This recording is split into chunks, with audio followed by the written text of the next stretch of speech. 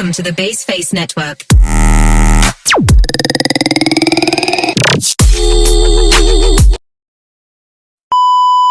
Hai semuanya, di sini aku akan menceritakan novel sejarah pribadi singkat yang berjudul Sewaktu SD. Mohon untuk didengarkan ya.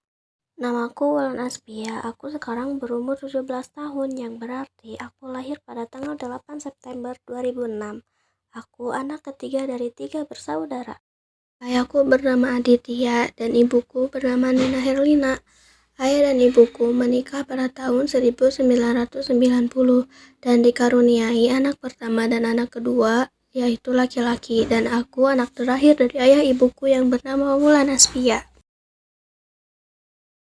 Aku memiliki hobi menyanyi, memasak, dan menari, namun satu hobi yang sangat menonjol di dalam diriku adalah menyanyi.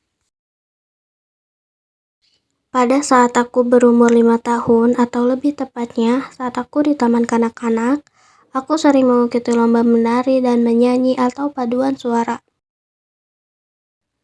Dan untuk pertama kalinya aku memenangkan juara 3 pada lomba paduan suara. Terus juga aku pernah loh mengisi acara pembagian rapot dengan menari Japin ketika di taman kanak-kanak. Pada saat aku memasuki sekolah dasar pada tahun 2012, pada saat itu aku berumur 6 tahun, yang berarti aku hanya 1 tahun di taman kanak-kanak.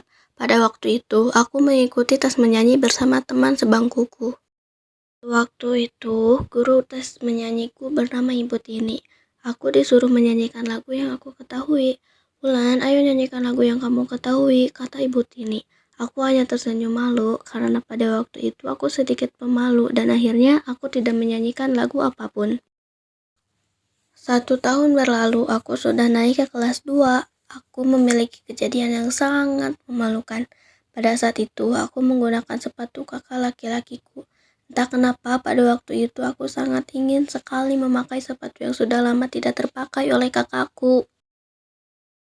Kak, aku pinjam sepatu kakak yang ini ya, kataku. Kakakku menjawab, jangan, itu sol sepatunya udah mau copot.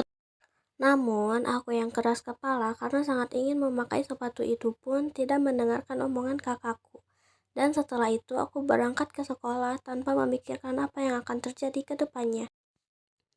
Bel pun berbunyi, menandakan bahwa itu waktunya untuk pulang.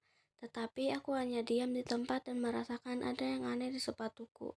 Aku menetapkan kaki dan tidak mengangkatnya. Lalu guruku menghampiriku dan menanyakan kenapa aku belum pulang.